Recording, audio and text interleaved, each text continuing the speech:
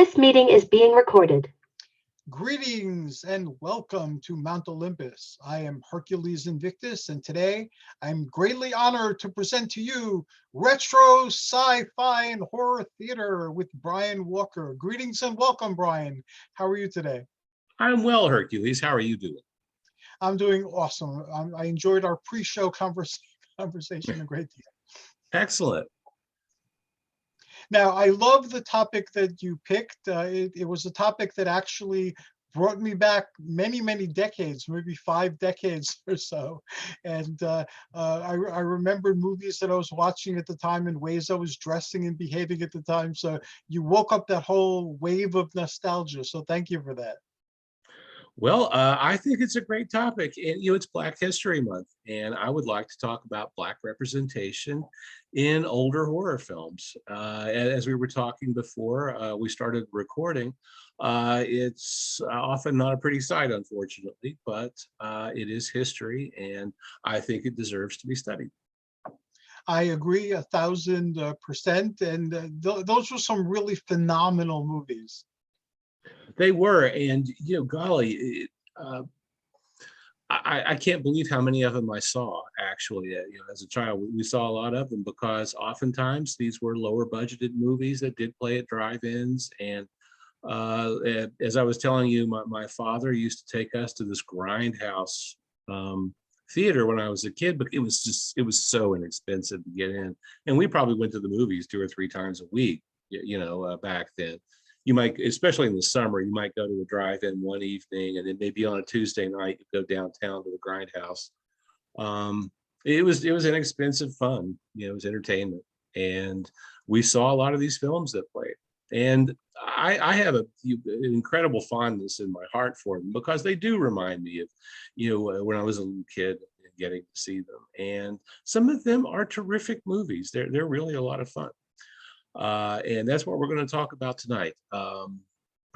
Primarily blaxploitation horror films in the 70s. I do have a framing device for that, though. I want to start in the 60s. I want to back up just a couple of years into the 60s with this.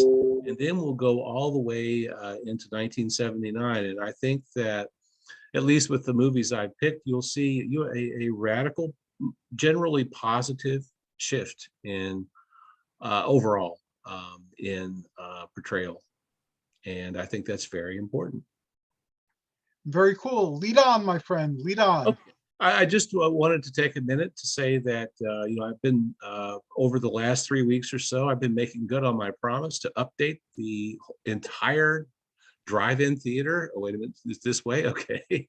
I'm about 3 weeks into the update. I'm going through each actor page, page by page, spending quite a bit of time with each page, treating each page to rewrites, new photographs, and a different layout, but there's a familiarity to it, but it is different. It has a different menu system. Same number of photos, if not more. Actually, every page gets at least one new picture, given the current layout. Like I said, I am about 3 weeks into it. I'm trying to do the updates by birthday so that when I do have an actor with a birthday, and especially if I've got a film to feature that actor in for the movie of the day, people can visit that and the refreshened, I should say, pages. I think they look a lot better, quite honestly. I'm very happy with the way it turned out. But it's a big undertaking because we're probably looking at about 400 pages, and some of them have been pretty quick to do, maybe about an hour or so. Some of them have been in pretty good shape, and others either need like massive rewrites, or some, especially the oldest pages, have a lot of content that was perhaps cutting edge in 1998, but now we've found better information, more accurate information, and some of it's been inaccurate. That's why I'm rewriting all the biographical stuff. I think it really needs it, and it needs to be it needs to be pulled together. It needs to be more cohesive, because a lot of it, whenever I'm updating a page, if I've got newer information, I might just do a real quick insertion of a sentence or something like that, and it doesn't always flow very well, if you don't blend it in. At least from a writer's perspective. Now, I can't say that it's all of it's wonderfully written, but it's a lot better. It's very than- understandable. I've been a big fan of your site for decades, and it's always been clearly written. It looks more polished now. So before it was like having an abandoned temple in the Grecian landscape. Now it's like having a reconstructed temple in the Grecian landscape, where it's no longer something that's been sitting there for like quite a while, so it's venerable and hallowed, but it gives you an idea of the grandeur. That's the best way I could describe it. And so whatever you're doing, keep doing it. It's an awesome thing you're doing.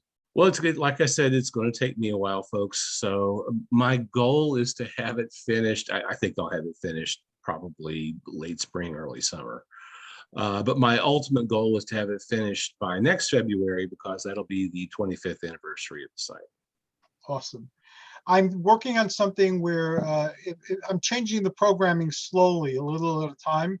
But with the sword and sandal especially, I'm eventually going to have a map of our Greco-Roman kingdom that we're covering. And I started to play with this in one of the groups where I'm having characters from the particular movies interact with people joining her in the group. Before my account was hacked, I was doing this quite a bit, and then now again I have to start over again. But eventually there'll be a map. So think about where in ancient Greece Brian's Drive-In Theater would be, and we'll eventually put that on the on the map. Okay, that sounds great. And you know what? I got to tell you, going through and updating the website and switching everything over has really invigorated my interest in it. It's been so much fun. When I originally started creating the website, I did it with a sense of fun. It was just for me. I wasn't doing it for anybody else. And getting back into it and redoing it, gosh, it takes me back. I've really enjoyed it, and it's so quick to see results, in about an hour or so, and I can take a look at the old layout and then compare it to the new one, and I'm happy with the way it looks. Now, in a few years, it'll change again, but for right now, I do think it looks better, and it does look like something closer to the 21st century anyway. It doesn't look so 1999 anymore.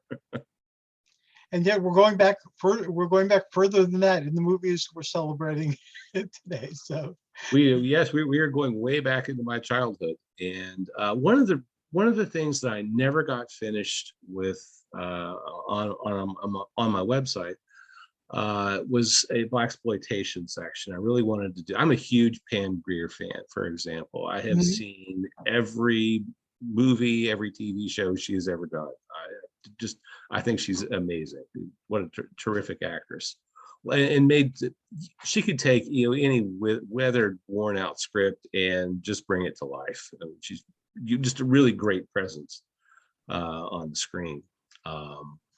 And we saw a lot of blaxploitation movies, as I was saying, as a child, and I loved them. They were a lot of fun. There was always something going on. They weren't dull movies like turgid dramas and things like that. It's just, it's kind of the bane of your existence when you're a kid. You want something fun, and these movies are a lot of fun. I want to go back to Night of the Living Dead, however, to talk about Black representation in films, because it's an interesting perspective, especially in the 60s, with the civil rights movement and such. Night of the Living Dead was shot in the Pittsburgh area by mostly native Pittsburghers. One exception is the protagonist of the film. The actor's name is Dwayne Jones. He was a theater professor for a while, but also did some acting here and there. Sadly, passed away very young. He was just in his 50s when he died. But he really he's the star of the movie. And he really makes the movie, and he's got the acting chops to carry it. That's tough to do. He's in like practically every scene, in the film. That's hard. That's got to be tough. But all of that is on your shoulders, and he does a great job in it. And I like the dynamic of the movie and how it's set up. He's the only person of color in the film. Well, of the main characters, I should say, because there's some extras who appear to be persons of color. But certainly anybody with lines, he's the only one. But he's also the protagonist of the movie. And he's the one who marshals everyone else in the house. He's sort of he becomes their de facto leader, so that they can try to survive.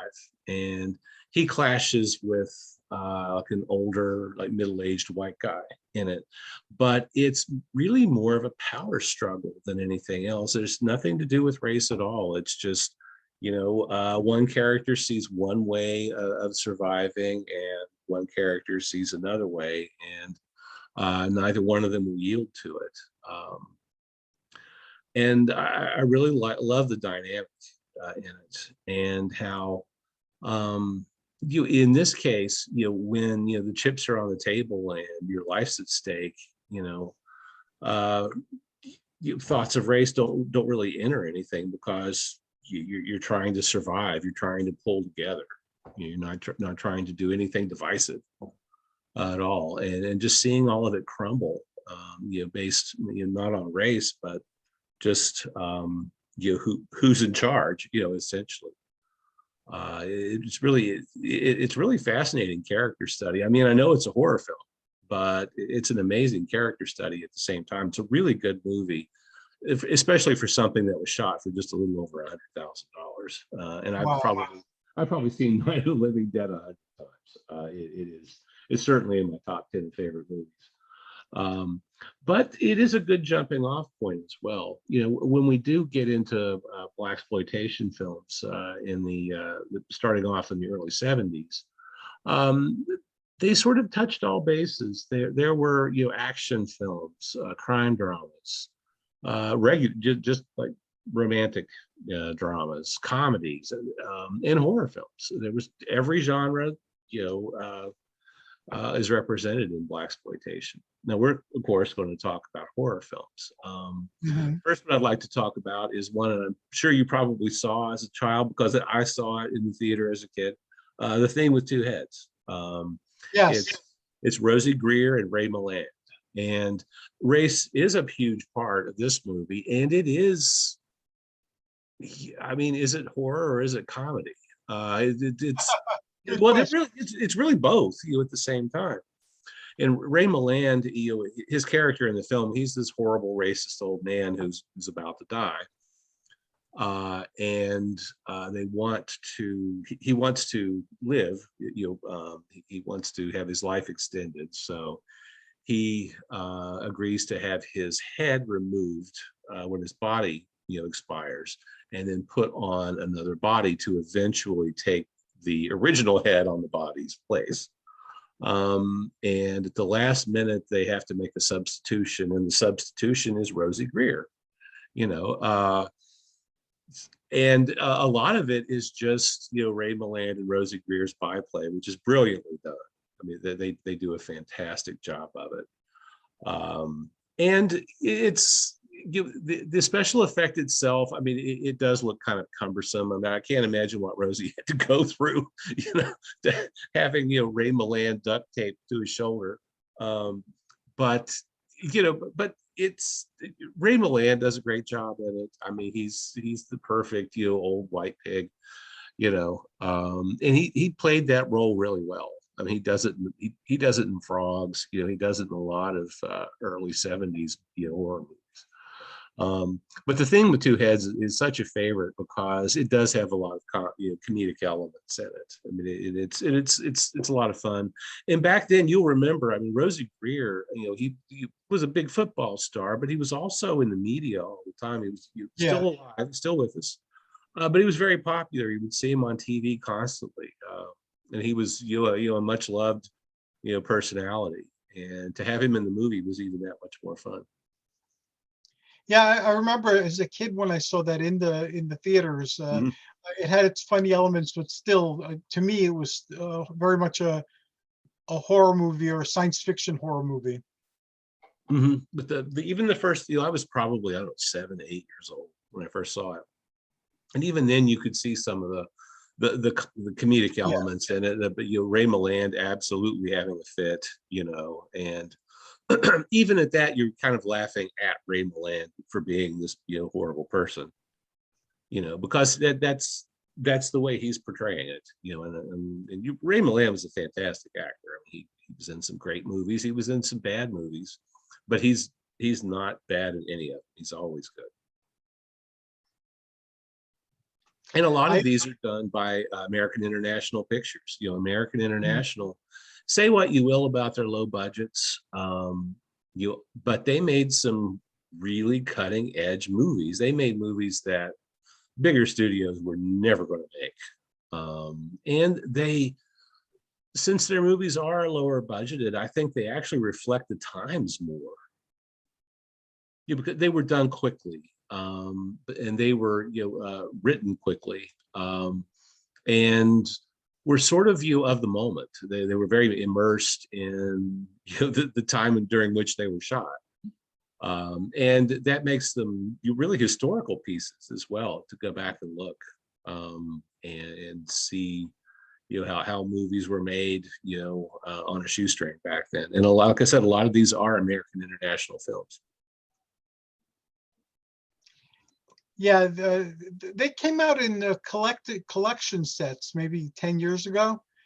Yes. I remember I picked up a few of them in, I believe it was Kmart at the time, which had a very extensive movie selection, especially with low budget films. But I remember seeing them all in these vast collections. So I figured that they went out of business or something, and somebody was capitalizing on that. And I picked up a lot of them as well. Well, remember, but back then it was kind of harder to manage supply chain.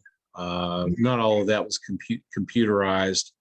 Back in the day, if you were releasing a DVD or an album or something like that, you just did it on speculation. You made like 50,000 copies or something like that, and sometimes you did get stuck with overage. Hence cutouts. They did cut out DVDs for a while, but now everything's made to order. So you don't see overruns these days. And if you do see cheap DVDs, well, they're still making a profit off of them. Even the ones that you find at Dollar General and places like that. I mean, they're still making like 50 cents a unit or something, off of them.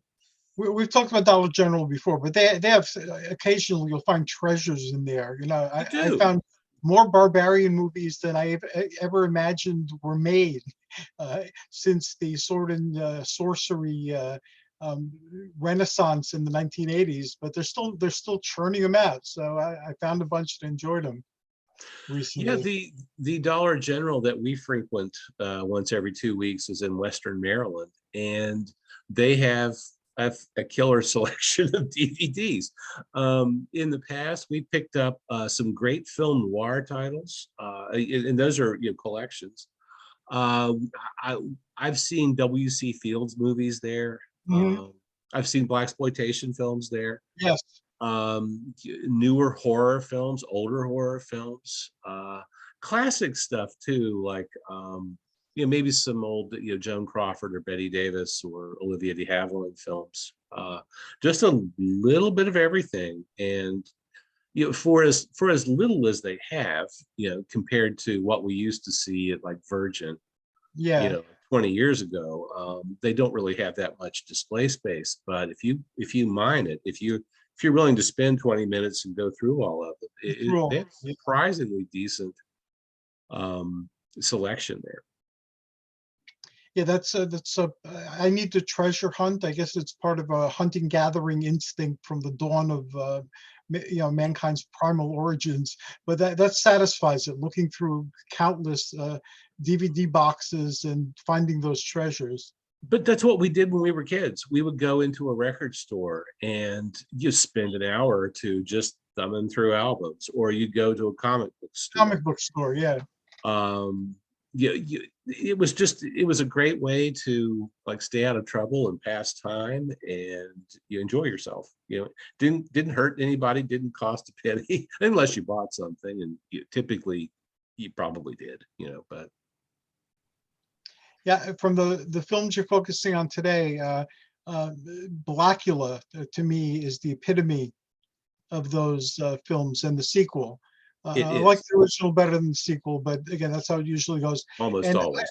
I found that most people had never seen Blackenstein, so I felt very, very honored that I caught Blackenstein, early on, and I'd seen it, and but a lot of people hadn't seen that one. That was, for some reason, didn't have enough distribution. I don't know what it was. We used to have a VHS copy of Blackenstein. We had Blackula as well, and Scream, Blackula, Scream. We had a lot of Pam Grier movies, all on VHS. When we made the transition to DVD, 20 some odd years ago, we transferred a lot of that over to DVD because we bought a burner. And we sold the rest of it back to Half Price Books. And the guys who bought that stuff from us went crazy. They gave us way more than I thought that we were going to get for them. And I think they took them all home themselves. I'm serious. They just went nuts. I believe it. I don't think the stuff, like Greg said, I don't think the stuff made it to the shelves. They were just so happy. And Blackenstein's really interesting. It's an interesting take. Unlike you, though, out of all of these, I got to say that Blackula is my favorite for a number of reasons. For one thing, William Marshall's in it, and he's in a number of blaxploitation films. He's a classically trained actor. He did a lot of Shakespeare in his day. He has this deep, sonorous, authoritative voice, great at voiceovers and such, and a really good actor as well. And he has a lot of screen presence. So making him, I hope this isn't a spoiler for anybody out there, but making him the vampire, I think is awesome, because he is older. He is about 50 years old or so here. He's very, very charismatic.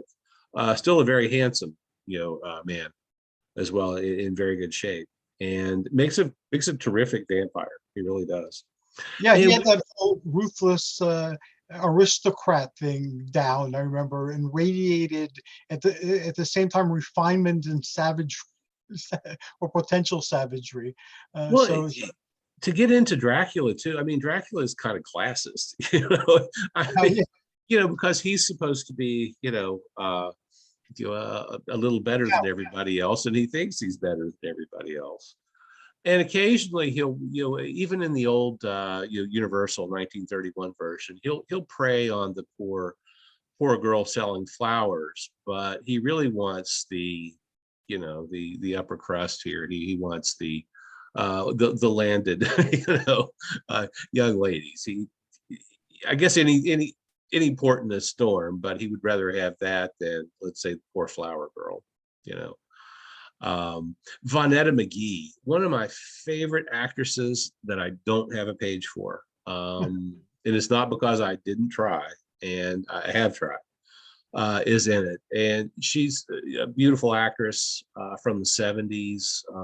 In my opinion, she didn't work as long as I wish she had. Sadly passed away about 15 years ago.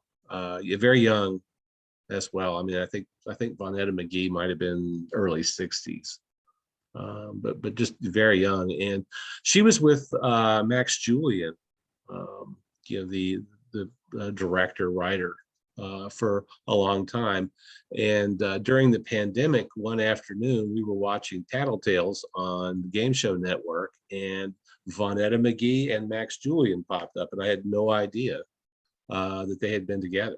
And it was interesting to see those 5 episodes where they were on the old game show Tattletales, just to see how they interacted with each other. It was kind of it had to have been fairly early on into their relationship, so they're playing very nice with each other. If you ever watch Tattletales, if you see the people who've been married for 30 years, they're not very nice to one another, unfortunately. Yeah, I remember. Well, I've been in a relationship for almost 37 years, so I can talk. But Blackula has some genuinely frightening moments in it. Yes. He makes it is because of William Marshall. You know, he makes a very convincing vampire. And speaking of representation, there's a bit of gay representation in Blackula. It's not, like I said earlier, it might not be the most positive thing, but it is representation, and I guess it's not too horrible. But that's kind of an interesting, cross section there as well. But Blackula was enormously successful. A lot of these movies were. They made money. That's why they kept churning them out. And young audiences loved them. I mean, my parents took them to see. Mm-hmm. And Blackula was so popular that American International got another one out in theaters, in less than a year, called Scream, Blackula Scream. And it also has William Marshall because, he's got to be it. He's the best vampire around. And Pam Grier, one of my favorite actresses, is in it. So, I'm going to tune in just for that alone. And you're right. I mean, Blackula is the better movie between the two. But Blackula Scream's not that bad either. I enjoy it a lot. But I do agree with you. And by then, Dracula, as Christopher Lee as Dracula, already established that Dracula is unkillable. And whatever you did with him in one movie, you could always somehow get out of it by the next movie and come back. So I expected actually more Blackula movies. And I was very disappointed that they stopped it too. And you know what? One of the things that as a college student that I loved to do in the 1980s was to get up on Saturday morning and watch Pee-wee's Playhouse with Pee-wee Herman. And William Marshall was the king of cartoons on Pee-wee's Playhouse. Apparently his grandchildren loved Pee-wee Herman, and they talked him into taking the role as the king of cartoons. Very cool. Mm-hmm. Very neat. I did not know that. Yeah, and when I was watching back in the day, as a 21-year-old college student watching Pee-wee's Playhouse, and then it was like, oh my God, that's Mama Walde. That's Blackula. This is so cool that he's on Pee-wee's Playhouse. And Pee-wee played a vampire too in I think the Buffy movie. Yeah. And Taika Waititi's series, I believe, about vampires, What We Do in the Shadows, I think it's called. I have intended to watch that for the last 2 or 3 years, and I have not. Funny. But they brought vampire movie vampires and had them be vampires there too. And some of them are sitting on the vampire council, and Pee-wee was one of the vampires. You mentioned Blackenstein already. Now I had to refresh in my viewing of that because it's been 20 years or so. Long time. Since I saw it. One of the things about Blackenstein that always stuck out for me has nothing to do with the monster. It has everything to do with Andrea King, another great actress for whom I have a page at the drive-in. Andrea King was this tall, icy blonde in 40s film noir. She's even in one of the I can't think of the name of it, but it's in one of the Sherlock Holmes Basil Rathbone movies, and she's the antagonist, and she's really good at it as well. She is in Blackenstein. Now she's not a major character in it. She doesn't even have that many lines, unfortunately, but she's one of Dr. Stein's patients. He's doing experiments on these people who really have no other choice, but Dr. Stein. And Dr. Stein is played by John Hart, who was a sometime Lone Ranger. Whenever Clayton Moore, as the Lone Ranger, would get into a contractual fight with the producers, they would go out and get John Hart instead in the 40s and 50s. But John Hart is in the movie. He's actually listed as the star of the movie, and he is the evil scientist, who initially it seems like he's done some good. For example, Andrea King's character, Andrea King is probably mid 50s in 1973, we'll say early to mid 50s. She is supposed to be in her 90s, but his treatments have made her much younger. Now, apparently, she still has the mind of a 90-something, but she looks to be mid to late 40s. So I'm not really sure what that says about the film. The Dr. Stein's monster in this is actually he's pretty frightening. They do have his head built up in the classic, Boris Karloff. Oh gosh, what was the name of the who did the makeup for those? Not Bud Westmore. Oh God, I'm drawing blank. And it's right at the tip of my tongue. I can't. I can't remember that man's name. And he did the best makeup on earth. Oh well, I'll think of it later. But I'm gonna get stuck on that. But he does have the classic, the blocked head, making it very, very big and very square. And he does have the walk down pretty well. And it's a good movie. It's not as fun, I will say, it's not as fun as Blackula. And I wish there was a better, not a better cast. I wish there were more Black actors and actresses in it. In this one, you get an actress. Her name's Ivory Stone, and she's got a pretty good role. And then you have John Hart's assistant, who is a novice actor, and then the gentleman playing, who becomes Frankenstein, actually wasn't an actor either. Whereas in Blackula, you get a fantastic cast. You get Vanetta Mcgee, Denise Nicholas, William Marshall. I mean, there's a very deep, very good cast. That's, like I said, I'm not hating on Blackenstein. I just wish it had, a little more depth in the cast. Although Andrea King, one of my favorite femme fatales, so it gets a pass from me on that one alone. But that's not really advancing the cause. There was a comedy show called In Living Color. I used to love that. Yes, with the Fly Girls and yeah. Yeah, and they had the monsters too. I believe they continued the adventures of Blackenstein and had their own versions of other universal monsters. Well, you can find some of that on YouTube. Could you? Yeah, I gotta look for it now. You can find, oh gosh, on YouTube you can find anything these days, but until it's taken off for copyright violation, and stuff is. I loved the original so much, and I was glad that somebody was doing something with them, even if it was spoofs. The spoofs were very clever too.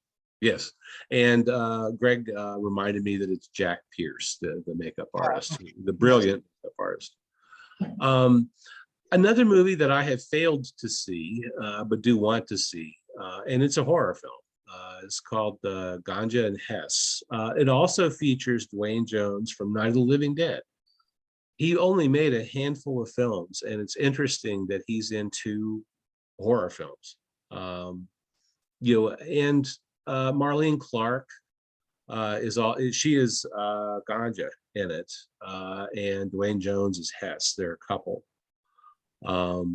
It was written and directed by an actor named Bill Gunn, who is also in it, and I have not seen it. I want to see it because I was reading the descriptions of it, and I was like, gosh, I hate that this has slipped through my fingers. I don't have a copy of it, and I haven't seen it yet. But it's on my to-do list, certainly. It looks like a really interesting film, and it gets good write-ups as well. Very cool. You had talked about a film about possession Yes. too, and And as you're talking, as you were talking before, I started like kind of remembering, but I really don't remember that one. well, to tell you the truth, this is one of the first DVDs I ever bought. Awesome. And I think, much like you, it may have come from Kmart, to tell you the truth. The movie is called Abby, and it features another great actress. Her name's Carol Speed. Uh, Carol Speed did a lot of late 60s, early 70s work in film and television. And sadly, this was one of her last films. She left the industry soon after this movie. She's fantastic in it. She's the title character. And she becomes possessed by the demon of sexuality. Oh, okay. In it, and there's a long like I've said before, I'm not real good on any kind of religion, and this is a religion very specific to the storyline. Her father-in-law is, again, William Marshall, the king of cartoons, in it, and he is in the depths of Africa, looking for he is looking for, I can't remember what he's looking for in it now, but he unearths this box that has this magical, demonic, not magical, but demonic power in it. And it somehow, he accidentally unleashes it, but it somehow finds his daughter-in-law, Carol Speed, who is married to Terry Carter, another great actor who did a lot of 70s crime dramas and things like that. And he's the son of William Marshall in it. And it's all about how, Carol Speed is, she's an adult, here. She's, they're married. She's about 30 years old, but she's possessed by the devil, the demon of sexuality. So she goes into discotheques, and it's pretty rough, and the language that she uses, it's not that I'm shocked by it or anything like that, but the framing device at the very beginning of the film is all about Terry Carter and Carol Speed, being very much in love, and they've got this new house and this ministry going. Everything's going very well. And Juanita Moore from Imitation of Life is Carol Speed's mother in it, and all of a sudden she starts cutting herself and swearing and saying horrible things to people, and trying to pick up men in bars. I mean, it's rough. The filmmakers got sued, unfortunately. The filmmakers of Abby, they got sued by MGM because MGM had done The Exorcist, and they saw it as a ripoff. I do not see it as a ripoff. Yes, it's about demonic possession, but that's sort of where it ends. Linda Blair in The Exorcist is a child. She's 11 or 12 years old. Carol Speed's a 30-year-old woman, and their demonic possessions take very different forms, and I just don't see any great similarity between the two. But there again, though, Abby was very profitable. They spent about 200 grand making it. During its first month of release, it made $4 million. Wow. That's a fantastic return on investment, except that the producer never really saw any of the $4 million because it all went to the attorneys. So to defend himself against MGM, if you're, I'm sorry, Warner Brothers, not MGM. But it's a David and Goliath kind of thing, and the person with the deepest pockets in a lawsuit wins. That's been my experience. That's been the problem today too. As I've shared, I know like filmmakers, and one filmmaker who owns a lot of old films. They've been ripped off left and right, and there's very little he could do, even though he has the copyrights for them. And all the documentation's been filed, because it would cost so much to fight them that there's no winning it. Even if you're in the right, and even if it rules in your favor, you still lost. So Yeah. The only way you could possibly do that is if you were acting as your own attorney. If you were your own counsel, if you didn't have to work to, put food on the table, as an attorney, that would be the only way you could ever fight something like that. And there again, you would get outgunned. yeah. Unless you were a high-powered entertainment attorney, and then you'd be working for the people who are ripping you off. So that sounds pretty jaded, doesn't it? I'm sorry. It does, but it also sounds very true. Well, it is. Well, yeah. Yes, it is true.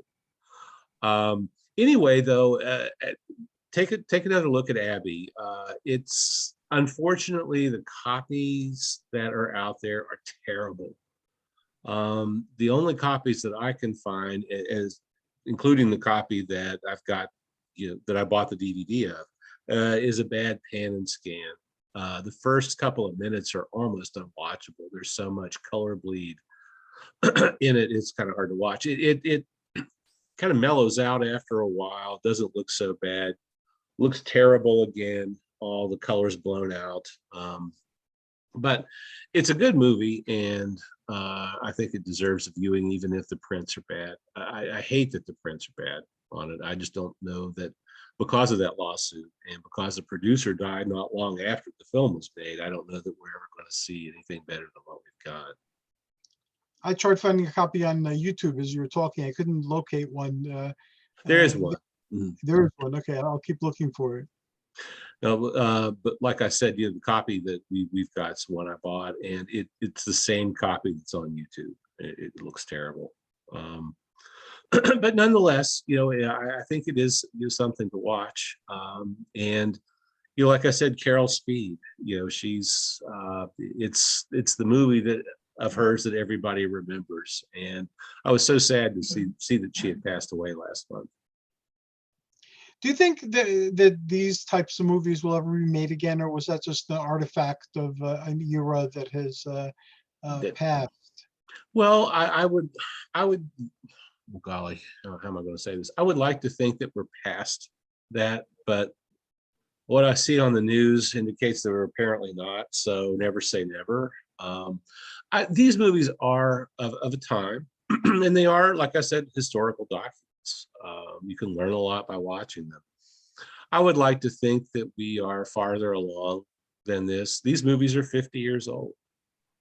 I would like to think that too. And on some days, I don't think that, though. I don't think we are very much farther. The same here. I look and I thought we'd resolve things as a nation in my youth, and it turns out that no, not only didn't we resolve it, but we seem to have slipped backwards into ways that they were looking at things before I was born.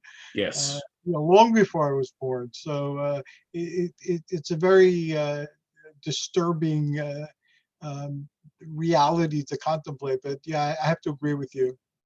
It is a disturbing reality. I will say this. I think that your locality really dictates a lot of that. And if you are in an area where you do feel oppressed, I would recommend trying to find another area where it's not so oppressive. And that's another reason why I can't wait for a year and 4 months to pass. And I'll just leave it at that. But like I said, Abby, a great movie. Certainly, if you can get past the quality of the print, I hate to see a movie that's not really that old in such bad shape. Now, another film that I wanted to talk about is one that I have not seen all of, but it's got another terrific actor in it. His name's Bernie Casey, and Bernie Casey was in, gosh, I don't know how many movies and television shows from the 60s, 70s, 80s, 90s. He was just in everything. It's called, it's a Jekyll and Hyde. But it's Dr. Black and Mr. Hyde. Another film that I have not seen. I have seen a few clips. I did see a few things on YouTube. and it whetted my appetite. I want to see more of it because it looks like it's pretty well done. And another terrific actress, Rosalind Cash, it rounds out the cast list. So it's another one that I need to watch but have not. I think I saw that one. As you were talking, I remembered like flashes from it. In the same, I think I saw it with my cousin in the same theater that we saw Diary of a Mad Housewife and more gangster films that I can possibly remember. That is one of my mom's favorite movies. The cut version or the uncut version? Because Diary of the Mad Housewife. yes, I remember seeing the original version in theater, and then I saw when they released on TV, and I was wondering how they're going to release this on TV. And they cut it in such a way where you felt like you were part of the insanity, whereas in Movie House, it was a totally different story, taking it a totally different direction. But because of all the cuts they needed to make because of the nudity and the language, on TV it was a totally different movie. Well, I know that she had the VHS tape in the 80s, so it wouldn't have been the cut up one. It should have been the uncut version. But it is one of her favorite movies. She's somebody who did not enjoy being a housewife, so I think she had a lot to empathize with, on the part of Carrie Snodgrass. Wow. I think you touched on all the movies that I could remember that were horror movies. Are there more? Well, there's a few. There's a movie called, another one I haven't seen, and it's another possession movie. It's called JD's Revenge. Lou Gossett Jr. is in it, and it's another one I would like to see. But I wanted to round this out by kind of going back to where we started, where we have a protagonist, and Dawn of the Dead. Interestingly, another shot in Pittsburgh movie, and I don't think of Pittsburgh as being this great civil rights mecca, but you've got a very strong Black character in Dawn of the Dead, and the actor's name is Ken Foree. And there again, this is a spoiler, but he's one of the only survivors at the end of the movie. So that's a very positive portrayal. And if you haven't seen Dawn of the Dead, it takes place just outside of Pittsburgh. Zombies have run amok, and part of a news crew commandeers or steals a helicopter, and they're going to try to make a break for it. And they land at the Monroeville Mall in the Pittsburgh area. And which at the time was a brand new mall. It had an ice rink on one of the floors. It was a very nice mall 45 years ago. And you get to see all of it, I've been to the Monroeville Mall a number of times over the years. Doesn't look that nice now, unfortunately. But back then it was brand new, and it's a lot of fun. It's a good movie. It's one of my favorite zombie movies, and the fact that the message was that Americans are so conditioned to go to the mall that even after death, a scrap of whatever consciousness remains makes them gravitate toward the mall. It's very depressing thought, but very funny at the same time. Well, but there's one problem with it. There's no food for them there. There's nobody alive there. When I say food, I mean like living beings. Right. Yeah. But it's the mall. But they're milling about. There's a bunch of new Volkswagens parked there, and they're milling about in them, and just seeing them in Pennies and Sears and the Kaufmans, which would have been a Pittsburgh thing. It's a lot of fun, and there's some lighter hearted moments in Dawn of the Dead. But like I said, there are only two people get out alive, and it's the female protagonist and the Black male protagonist, Ken Foree. Everybody else perishes. And we've talked about Alien before. But Alien kind of rounds out the decade. Came out in 1979. Has a very interesting cast, and it was written in such a way that you could interchange people in roles. The roles weren't written with any kind of gender identity built into them. Any of that is supposed to be like stripped out of the movie because you're supposed to be focusing not on that, but the actual alien. And Yaphet Kotto was a terrific actor who passed away a few years ago. Is one of the cast members in it. And I can't remember his name in it at the time. But unfortunately, he does not live. But most people in Alien don't. Yeah, Sigourney Weaver and Jones the cat make it. That's it. Well, thank you so very much. You've taken me down a stroll of an entire decade that, again, is half a century past. But I remember those movies, all except for like 2 or 3.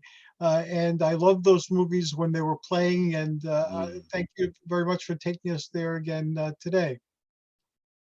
Well, I've had a lot of fun with this one because these are the movies of my youth. These are the ones I remember and loved going to see. They were going to the movies used to be so much fun. I haven't been now for golly. The last thing I saw in the theater was The Invisible Man, and I saw that at an IMAX theater in New Jersey.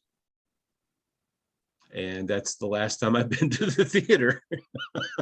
Last time I was in the theater was to see Eternals, Marvel Eternals. It didn't do very well in the theater. It did a lot better on television. And today the DVD came out, so I think I bought the Blu-ray with the extra stuff in it because I've been with the Eternals since they came out in the 70s. And the story's changed tremendously since the time that it first was presented by Jack the King Kirby. But I still like the premise. It's basically ancient aliens, now they're calling it. It was used to be called ancient astronauts.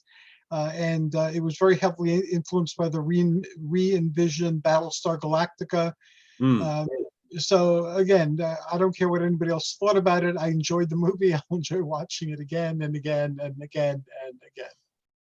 Don't apologize for anything you enjoy. No, I enjoyed a lot. Yes. All last summer, we were going to go to the drive-in. The closest one to our house it's in southwestern Pennsylvania. It's about 35 minutes.